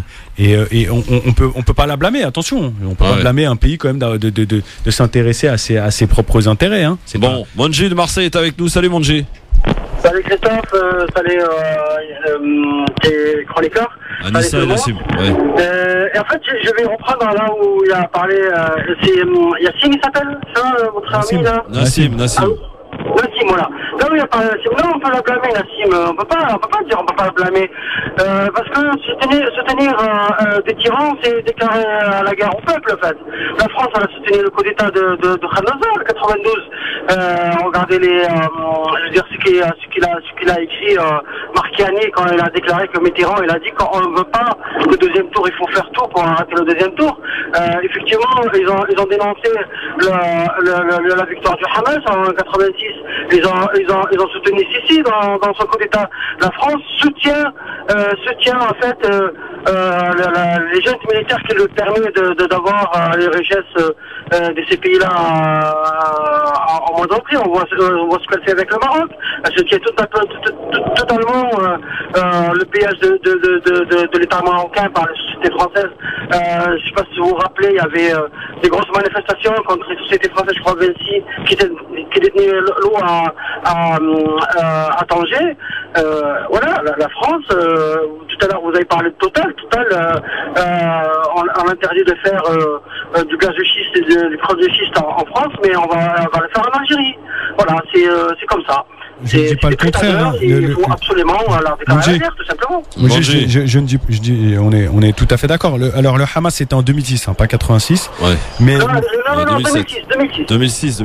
Moi je parle des élections de 2006. Oui, 2006. Ouais. Tout à fait, autant pour moi. On dit la même chose. J'avais entendu un autre truc. Oui, non, mais on est tout à fait d'accord. Quand je dis on ne peut pas la blâmer, j'ai pas dit qu'il ne fallait pas. J'ai dit qu'on ne pouvait pas la blâmer dans le sens où, comme vous l'avez très bien dit, la France fait fonction de ses intérêts. C'est ça que je veux dire. Je veux dire, aujourd'hui, si on était dans un sens inverse et où l'Algérie faisait en fonction de ses intérêts et soutenait, je dis n'importe quoi, une dictature face à autre chose parce que ça permettait aux Algériens, à la majorité des Algériens, de vivre tranquillement, peut-être que tout le monde n'aurait pas la même position en ce moment-là. Soyons logiques. L'intérêt d'un pays, c'est la stabilité quand même. On voit quand même avec cette politique-là de perte de richesse, c'est avec des migrations, c'est la montée des extrémismes de partout en Europe. Et en plus, on vient d'un côté, on alimente si vous voulez, ces extrémismes-là en créant des vagues de migration humaine, parce que les gens, il faut qu'ils partent. Alors, lorsqu'un Malien crève au Mali parce que la France met un dictateur au pouvoir, à un moment donné, il faut qu'il parte. Mais voilà, on est encore sur la... on est encore... Ouais, mais moi, pardon, moi je vous trouve un peu dur par rapport à la situation algérienne, parce qu'aujourd'hui, vous avez effectivement le général Gued Salah, qui n'est pas exempt de tout reproche, on est d'accord là-dessus, mais qui opère un certain ménage. On a pu voir quand même cette justice qui était au rendez-vous, avec ces hommes d'affaires qui sont pour la plupart tous en prison, à quel point d'ailleurs il va peut-être falloir agrandir Halash. Mais attends, pardon Monji, pardon. Ben non, si tu permets toi d'abord, laisse-moi finir.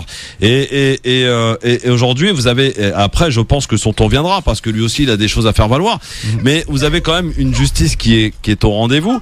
Ce que demandait au départ le peuple, c'était le départ de Bouteflika, c'est fait. Aujourd'hui c'est le départ de tout le système. C'est c'est peut-être en train de se passer.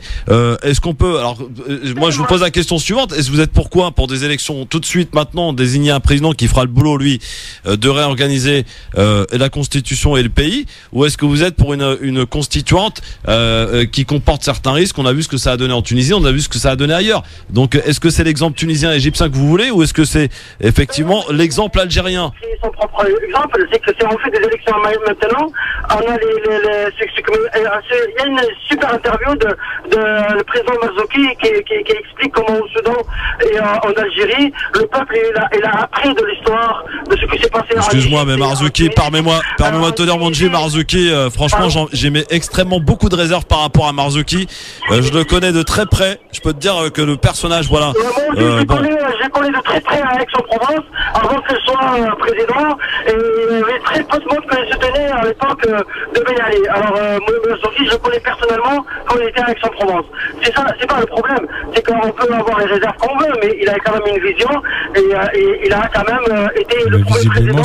Sa vision n'a pas fonctionné. Monji, tu peux pas nous parler de la vision de Marzouki qui a complètement échoué. Monji, il faut arrêter 5 minutes. La vision de Marzouki a complètement échoué en Tunisie. Tu peux pas nous l'inventer aujourd'hui ici, Monji.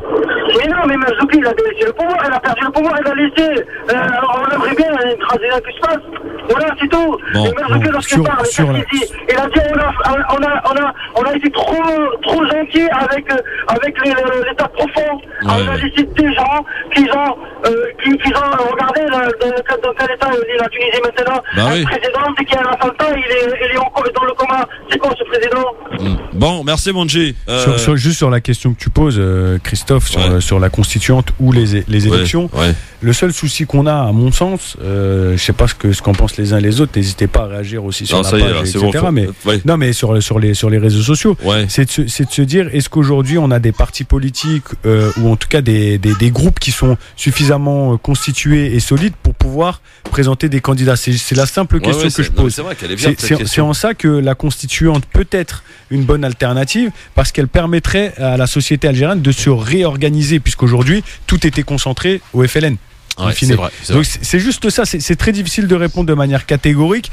Maintenant, je pense que tous, autant que nous sommes, que ce soit Mounji, que ce soit Sofiane, soit moi, soit toi, soit toutes les personnes qui aiment l'Algérie, on espère que la meilleure sortie de crise. Par contre, à faire très attention avec ces espèces de groupuscules séparatistes qui essayent de justement diviser l'Algérie et qui veulent mettre voilà. Donc je pense notamment au MAC, et je n'ai aucune réserve sur cela. Je veux dire, pour dire ce que j'ai à dire, je pense notamment au MAC, mais ce ne sont pas les seuls. Voilà, qu'on ait des drapeaux culturels et qui représentent une région, etc. Bien évidemment, je suis d'origine moi aussi berbère, de la petite Kabylie, j'ai pas de problème avec ça, avec des problèmes identitaires. En revanche, qu'on veuille faire des scissions dans le pays et qu'on veuille découper l'Algérie, ça non. Ça non, d'accord. Alors tout ça pour dire, il nous reste une minute pour que je vous dise que Emmanuel Macron va réunir des personnalités de la diaspora africaine engagée. Ça se passera jeudi, et c'est à l'occasion d'ailleurs de la visite son homologue ghanéen. Et il tiendra donc un grand débat avec 400 personnes des personnalités issues de la diaspora africaine de France, africains en résidence en France, binationaux et français d'origine africaine engagés dans les relations entre entre France et Afrique. C'est ce qu'a indiqué en tout cas l'Elysée. C'est un échange interactif aux côtés du président du Ghana également qui sera là et présent, qui vise à présenter un tableau plus précis, plus complet des échanges et des enjeux avec le continent africain. Expliquer pourquoi le président de la République consacre autant de temps à la relation avec l'Afrique. Où veut-il arriver? C'est là peut-être des questions qu'on peut éventuellement se poser. Peut-être avez-vous la réponse, mais alors très rapide. Non, simplement, moi, je n'ai pas été invité. Ça, c'est une première chose, oui. Non, mais après, il faut se dire aussi qu'il faut arrêter de dire la France. On constate qu'en face de la France, il y a aussi des gens qui s'y rendent à cette réunion et qui vont accepter de travailler avec le gouvernement français, alors que le seul intérêt du gouvernement français, c'est les intérêts du gouvernement français. Tu salues l'initiative quand même?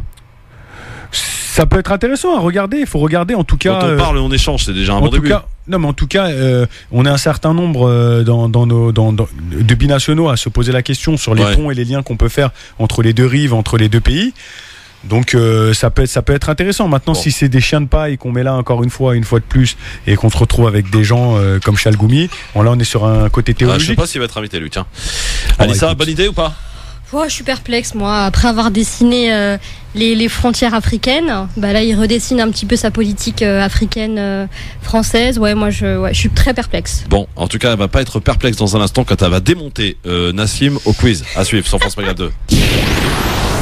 France Maghreb 2, France Maghreb 2. C'est l'heure du quiz et c'est l'heure aussi des menaces en antenne. Faudrait qu'on fasse un petit zapping, un de ces quatre, de tout ce qui se dit en antenne. Ça menace. Je dis pas qui, mais ça menace. Bon, en tout cas, c'est le jeu. C'est parti avec à ma gauche, Anissa Bziti. Très sérieuse, studieuse. Voilà. À ma droite, Nassim Lachlache. Il est là aussi. Toujours là. Il regarde ce qui se passe, il scrute. Toujours prêt à bondir, bien sûr. Avec mes questions, attention, c'est parti. Voici ma première question. Tout est en rapport avec évidemment la date d'aujourd'hui. Nous sommes le 9 juillet. Ah, d'accord. On est en 1816. Je cherche l'indépendance d'un pays d'Amérique du Sud. Lequel? D'Amérique du Sud. Ouais. 1816. 1816. Ouais, déjà, c'est surprenant, l'année. Ouais. Non, c'est pas surprenant. Pourquoi? L'indépendance d'un pays. Est-ce qu'on considère qu'Haïti, c'est l'Amérique du Sud? Non, c'est pas Haïti. Ok. Voilà. C'est à côté. Un grand pays. Écoute, Brésil, Venezuela. Non. Chili. Non. Ah bah non. Argentine. Argentine. Il n'y a pas le choix. Argentine. On pouvait que Alissa, tout va bien? Ouais, je suis là. D'accord. Ok. Non, mais au niveau géographie, c'est vrai que. C'est pas trop ça. Bon, d'accord. Argentine est une bonne réponse. Effectivement, l'indépendance de l'Argentine en 1816 était donc un 9 juillet. Deuxième question. On est en 1877. Début d'un premier tournoi de tennis. Mais lequel? Wimbledon. Oui, magnifique. Bonne réponse, Nassim Lachlache. 2-0. J'ai envoyé des textos à Christophe. 1960, en France, en 1960, un décret autorise une petite nouveauté sur les autoroutes françaises. Laquelle? 110? Non? Non, pas du tout. Ça n'a pas rapport avec la vitesse. Non, c'est. Qu'est-ce qui se passe sur les autoroutes françaises? En 1960, un décret. On peut s'arrêter sur le côté? Non, pas du tout. Qu'est-ce que tu fais quand tu quittes une autoroute? Clignotant? Non. Quand tu quittes une autoroute avant, tu fais quoi? Péage. Péage. Bonne réponse. Mais pas de péage avant? Non. Ah non, mais ça c'est une histoire, Christophe. Un décret donc qui autorise petite nouveauté, donc l'installation des péages sur les autoroutes françaises en 1960. Je pense qu'il y a corruption. Et depuis 3-0. Non, il n'y a pas de corruption du tout. 1, 2, 3. Viva l'Algérie. Quatrième question. On est en 1991. Quel pays est réintégré dans le mouvement olympique après quand même 32 ans de suspension? Pas du tout. Pas du tout. Après 32 ans de suspension. La Russie? Non, de mouvement olympique. La Corée? Non. Au moins le continent. Je précise que le pays en question fait encore partie du dernier carré final de la CAN. L'Algérie? Non. La Côte d'Ivoire? Non. La Tunisie? Non. Il reste qui? Je suis pas une fouteuse, moi, je sais pas, il reste qui? C'est un grand pays qui a déjà organisé la Coupe du Monde. Afrique du Sud. L'Afrique du Sud. Bah oui, l'Afrique du Sud quand même, l'apartheid, tout ça les gars. Bah oui. Bah oui. Bon, il est là le Nassim Lach-Lach, avec ses petites chips, tout ça, il est là. Bon, allez, 4-0 quand même, je dis ça, je dis rien. 5e question peut-être pour Anissa. Je cherche un acteur mort le 9 juillet 2004. Comme indice, les Tontons Flingueurs ou encore le gendarme de Saint-Tropez. De qui s'agit-il? Ne sors pas ton portable pour vérifier. Non, Nassim. Non. Je le vois arriver. Un acteur, Tonton Flingueur, le gendarme de Saint-Tropez. Non, moi je connais pas. Je suis pas cinéphile. Jean Dujardin. Non, il est mais encore... non, arrête, il est vivant. Il est encore vivant. Il est vivant, Jean, voyons, Dujardin. Il était d'ailleurs sur les Champs-Élysées dimanche avec un film qui était projeté en plein air. Non, franchement, Nassim, ça te dit rien? Moi, je parle plus. 4-0, je parle plus. Jean Lefebvre. Alors là, Il est un petit peu fort là. Bon, alors dernière question. Ça, celle-ci, ça va être fastoche. Je cherche un roi né le 9 juillet 1929. Il fut roi de son pays entre 1961 et 1999. Il est mort le 23 juillet 99. De qui s'agit-il? De quel roi? En Europe? Non. Le roi, non, 99. Le Maroc. Thaïlande. Le Maroc. Le roi Hassan II, que tu n'es pas. Que je ne suis pas. Voilà, le roi Hassan II, effectivement, qui est né donc le 9 juillet. 9 juillet, donc 1929. Et il fut donc roi du Maroc de 1961 à 1999. Et il est mort donc le 23 juillet 1999. C'était le roi Hassan II. Bon, alors une victoire sans appel, un score brutal de 5-1 pour Nassim Lach-Lach, quoi. Cana 1. Quoi, non, Cana 1. Cana, non, pas du tout, 5. Et effectivement, le petit point. Donc tu mérites bien cette musique, Nassim, pour toi. Merci. De la Ligue des Champions du LGF, dont Abdeslam Itache est toujours le champion en titre, hein, évidemment. Et il sera là d'ailleurs demain, confronté à Farid Tamsamani et à Faiza Ben Mohamed, entre 16h et 18h. Merci beaucoup à tous les deux. Merci à toi. Merci à toi, Christophe. Merci à Anissa, merci beaucoup. Et Nassim, et on également remercie la petite qui était là derrière et qui a fait aussi valoir ce qu'elle avait à dire, hein, n'est-ce pas? Allez, bonne soirée à tous, restez bien branchés, France Maghreb 2 et à demain.